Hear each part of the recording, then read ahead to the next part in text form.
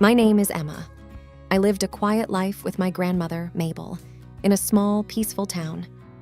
I didn't have much in terms of family. It was just me and Mabel against the world. Then I met Robert. He was charming, handsome, and caring, or at least that's what I thought initially. Robert came into my life like a fresh breeze. He was the kind of guy everyone liked instantly. He had a nice job, a lot of money, and he knew how to make me laugh. He would shower me with attention and make me feel like I was the only person in the world that mattered to him. "I've never met anyone like you, Emma," he used to say, looking deep into my eyes. "I feel the same, Robert. You make me so happy," I would reply, feeling like the luckiest woman alive. When he found out I was pregnant, he was over the moon and immediately asked me to marry him. "Emma, I want to spend the rest of my life with you. Will you marry me?" he asked. "I would love to, Robert," I said, tears in my eyes. Our wedding day was beautiful. Mabel cried tears of joy, seeing me so happy. "Oh, Emma, I've never seen you so radiant. I'm so happy for you, my dear," she said as she hugged me tight. The celebration was lavish, with dancing, laughter, and a sea of well-wishers. We promised to love and cherish each other, and I genuinely believed we would. We settled into his sprawling house, and for 2 months, everything was fine. I felt like I was living a dream. Robert was attentive and loving, and I was excited about the new life growing inside me. "I can't wait to meet our little one," I would tell him, my hand on my growing belly. "Me neither, Emma. We are going to be the happiest family," he'd say, smiling. But slowly, this dream began to fade. Robert began to come home late, and sometimes wouldn't come home at all. It felt like he was slipping away, and I couldn't understand why. This is how my story begins. A story of love that turned into pain, a dream that turned into a nightmare. But it is also a story of hope and the strength that can be found in the darkest times. And I'm here to tell it, in my own words, just the way it happened. In the beginning, life with Robert seemed perfect. But after a few months, I started to notice small changes. He'd stay out late, come home at odd hours, and sometimes not come home at all. One day, when he came home late, I decided to ask him about it. "Robert, is everything okay? You've been coming home so late recently." "Oh, Emma, it's just work. We've got this new project, and it's been taking up all my time," he said, avoiding my gaze. But the late nights became more frequent. I'd lie awake, worrying, wondering where he could be. The man who had once been so loving and attentive was slowly becoming a stranger. And then there were the calls. He'd get them at all hours and would always leave the room to answer them. "Who was that?" I would ask when he came back. "Just a work call," he'd reply sharply, ending the conversation before it could even begin. The tension was building, and I could feel it. I tried to talk to him, tried to understand what was going on. "Robert, we never talk anymore. What's happening with us?" "Nothing, Emma. Why do you always have to make a big deal out of everything?" he'd snap. I was hurt, lost, and confused. This wasn't the man I had married, the man who had promised to love and cherish me. He was distant, irritable, and secretive. But every time I tried to confront him, he'd get angry, and then, like clockwork, he'd bring flowers and apologize. "I'm so sorry, Emma. I didn't mean to raise my voice. It's just the stress from work. I just want us to be happy, Robert, like we used to be," I'd say, hoping to get through to him. But the apologies were short-lived, and soon enough, the cycle would repeat. It was like living with 2 different people, and I didn't know how much longer I could cope with it.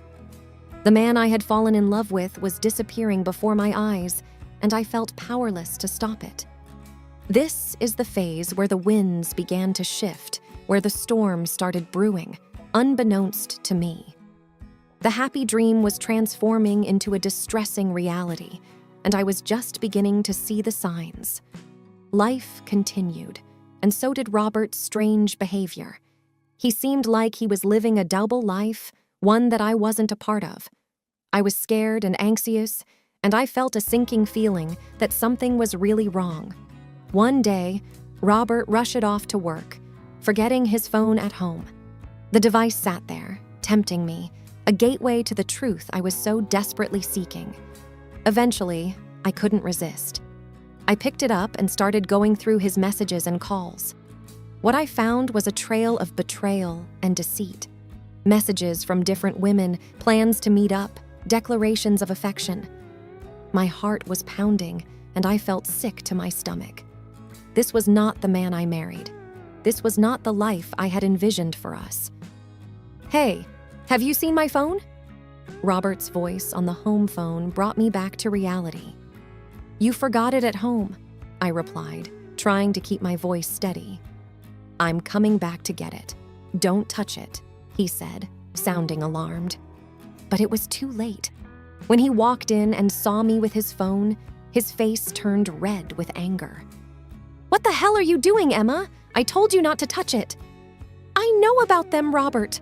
All of them," I shouted back, my voice breaking. "How could you do this to me?" "It's not what you think," he yelled, trying to grab the phone from my hands. We argued, our voices loud and angry. But instead of resolving anything, Robert left the house, leaving me alone, betrayed, and broken. I was shattered, and the happy life I thought we had was just an illusion, a mask that Robert wore to hide his true self. Sitting alone in the silence of our home, the truth staring back at me from the screen of his phone, I felt lost. The love, the promises, the future we had planned, it was all a lie. And I was left to pick up the pieces of my broken heart, wondering if I would ever be able to trust and love again. The mask had been unveiled, revealing a painful reality I wasn't prepared for. My journey had taken a painful turn, and I had to find the strength to face it and move forward. In the wake of my discovery, the atmosphere in the house became tense and unbearable. We barely spoke, and when we did, it ended in an argument. I was living in a constant state of anguish and heartache. One day, one of our arguments escalated quickly. Robert's anger reached a boiling point I had never seen before. He shouted, his face contorted in rage. "Why can't you just mind your own business, Emma? Why do you have to be so nosy?" "How can our marriage be my own business, Robert? You've been lying to me, betraying me," I shouted back, tears streaming down my face. In a sudden fit of rage, Robert lashed out, his fist connecting with my stomach. Pain seared through my body, and I fell to the floor, gasping for air. The room spun around me as I clutched my belly, fear and pain mixing into a horrible cocktail. Robert, suddenly realizing what he had done, called an ambulance, fabricating a story about how I had fallen down the stairs. The paramedics rushed me to the hospital, their faces etched with concern. Once at the hospital, the doctors ran a flurry of tests, their faces grave. Finally, the news came. "I'm very sorry, Emma, but you've lost the baby," the doctor said gently, sorrow in his eyes. The pain was unbearable, a mixture of physical agony and a profound, soul-crushing loss. "I can't believe this is happening," I whispered, tears flowing freely. "I've lost everything. My baby, the tiny life Robert and I had created, was gone. And with it, the last remnants of the love I had felt for him. The pain was deep, a gaping wound in my soul that seemed like it would never heal. A week later, I was discharged from the hospital, a shell of my former self. Robert was there, flowers in hand, smiling as if nothing had happened. "Ready to go home, Emma?" he asked, as if he hadn't destroyed our lives. "I'm not going anywhere with you," I replied coldly, turning away from him. I went back to Mabel's small house, leaving Robert and the pain he had caused behind. I was broken, lost, and grieving, but I was determined to rebuild my life, to find happiness again, even if it seemed like a distant, impossible dream. This chapter of my life was one of profound loss and pain, a darkness I never thought I'd have to face. But it was also the catalyst for change, the push I needed to free myself from the toxic relationship I was in and start anew. Leaving Robert was a difficult decision, but I knew it was the right one. I moved back to my grandmother Mabel's home, a place of love and solace. Her house was small and cozy, filled with memories of my childhood, a stark contrast to the luxurious, hollow home I had shared with Robert. Mabel opened her doors and her heart to me without a second thought. "Oh, my dear, I'm so sorry for what you've been through," she said, enveloping me in a warm hug. "You're safe here." "I don't know what I would do without you, Grandma," I replied, tears in my eyes. "I feel so lost." "We'll get through this together, sweetie," Mabel assured me, holding my hand. "One day at a time." The days that followed were filled with pain and reflection. I would sit with Mabel, talking about life, love, and loss. She would share stories of her own struggles, her own heartaches, giving me strength and hope. "I've been through tough times too, Emma," she said one day, a distant look in her eyes. "But I learned that pain is a part of life, and we can't let it define us." "You're right, Grandma," I said, squeezing her hand. "I have to be strong, for myself and for the baby I lost." I started to rebuild my life, slowly and painfully. The safety and love of Mabel's home were the nurturing soil I needed to regrow my roots. I began to heal, to learn to live again, away from the shadows of betrayal and violence. Robert tried to reach out several times, sending flowers, letters filled with empty apologies and promises to change. "Emma, please, let's talk about this," he pleaded over the phone one day. "I can change, I promise." "I don't want your apologies, Robert," I said firmly. "You've caused enough pain. I want you to leave me alone." "Emma, don't do this. I love you. We can start over," he insisted, desperation in his voice. "There is no us, Robert. There never was," I replied, hanging up the phone. I severed all ties with him, focusing on my healing and my future. Mabel was my rock, supporting me every step of the way, reminding me of my worth and my strength. Returning to my roots, to the loving embrace of my grandmother, was the balm my wounded soul needed. It was a journey of rediscovery, of learning to love and trust again, and I was determined to emerge from it stronger and wiser. While I was staying with Mabel, healing from the trauma, I knew I couldn't let Robert just walk away without facing the consequences of his actions. I decided to fight back, to seek justice for myself and my lost child. I reached out to an organization that helps survivors of domestic violence. "We're here to support you," said Lisa, a counselor at the organization when I first met her. "We'll help you through this every step of the way." "Thank you, Lisa," I replied, feeling a glimmer of hope for the first time in weeks. "I just want him to pay for what he's done." "We'll do everything we can to make sure he does," Lisa assured me. The organization connected me with a lawyer, a kind and determined woman named Sarah. She listened to my story, her face stern and her eyes filled with resolve. "Emma, we're going to fight this. We'll make sure he doesn't hurt you or anyone else again." "I'm scared, Sarah," I admitted. "He's powerful and has a lot of connections." "We have the truth on our side," Sarah responded confidently, "and I promise I'll do everything in my power to protect you." The days leading up to the trial were stressful and exhausting. Robert's lawyer tried to discredit me, painting me as a jealous, unstable wife. "She's just trying to ruin my client's reputation because he wanted a divorce," he claimed in court. "That's not true," I retorted firmly, my voice steady despite the fear and anger boiling inside me. "I loved him, and he betrayed me. He hurt me and our unborn child." The trial was a grueling process, with witnesses, testimonies, and evidence being presented. The jury listened intently, their faces impassive. I felt vulnerable and exposed, but I also felt a burning desire for justice. Finally, the day came when the jury reached a verdict. My heart raced as the foreman stood up, the courtroom hanging on his every word. "We, the jury, find the defendant guilty of domestic violence and involuntary manslaughter." A wave of relief and vindication washed over me. Robert was sentenced to prison, and the court ordered him to pay compensation for the pain and suffering he had caused me. The fight for justice was a difficult and painful journey, but it was also empowering.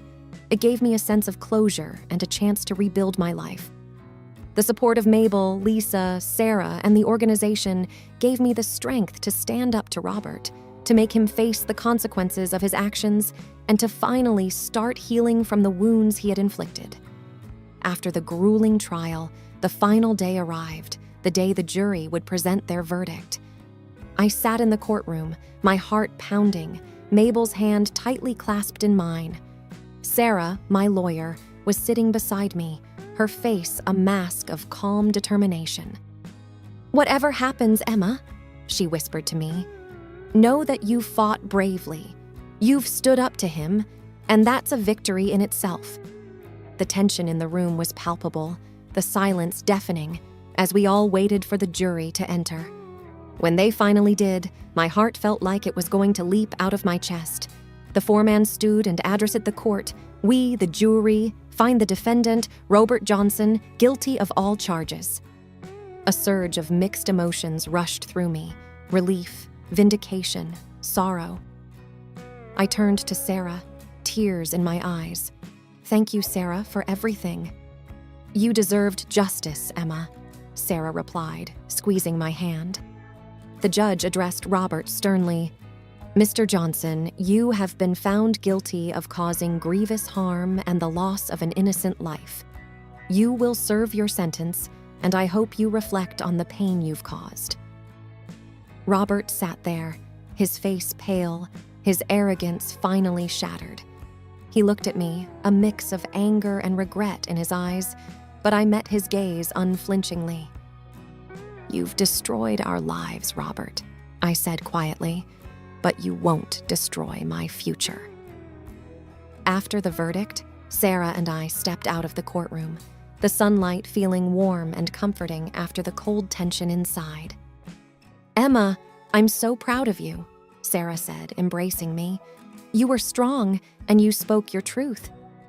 "I couldn't have done it without you, Sarah," I responded, tears streaming down my face.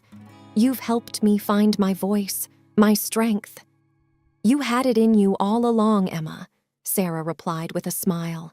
"Now, go live your life. You've earned your freedom, your peace." The verdict brought a sense of closure, a chance to finally start rebuilding my life.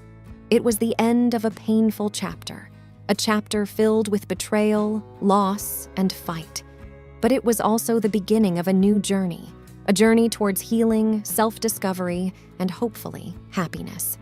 With the verdict delivered and Robert paying for his deeds, it was time for me to step into a new life, a life free from his shadows. I felt a mixture of relief, sorrow, and a fragile hope. I returned to Mabel's little house, to the warmth and simplicity of my roots. "I'm so proud of you, Emma," Mabel said, wrapping me in a tight hug as I entered the house. "You fought hard, my dear." "I'm just glad it's over, Grandma," I replied, tears filling my eyes. "I can finally start to heal." "You're stronger than you think, Emma," Mabel said, wiping away my tears. "You've been through so much, but look at you, standing tall." "I couldn't have done it without you, Grandma. Your love and support mean everything to me." As days turned into weeks, I started to rebuild my life, piece by piece. I focused on healing and rediscovering myself. I began attending a support group organized by the Domestic Violence Organization, where I met others who had experienced similar traumas. "You're not alone, Emma," said Lisa, as we sat in a circle sharing our stories.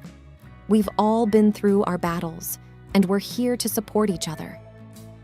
"It's comforting to know that I'm not alone," I replied, "that there are people who understand what I've been through." The group became a sanctuary for me, a place where I could share my fears, my pain, my hopes without judgment. I formed bonds with other survivors, and together we embarked on the journey of healing. "I'm starting to see the light again," I shared with the group one day. "I'm starting to hope, to dream again." "And that's a big step, Emma," Lisa said with a warm smile. "Hold on to that hope. Let it guide you to a new beginning." With time, the pain began to fade, replaced by a newfound strength and a desire to help others. I decided to use my experience to advocate for domestic violence awareness and support. "I want to help others like me," I explained to Lisa one day. "I want to use my voice to make a difference." "You have a powerful story, Emma," Lisa responded, "and I believe you can make a huge impact. We're here to support you in any way we can." The journey was long and painful, but I found my way back to the light. I learned that I was not defined by the abuse I suffered, but by the strength I discovered within myself. I stepped into a new day, a day filled with hope, love, and a resolve to make a difference in the world. It was indeed a new dawn for me, a dawn that promised a life free from shadows and filled with possibilities.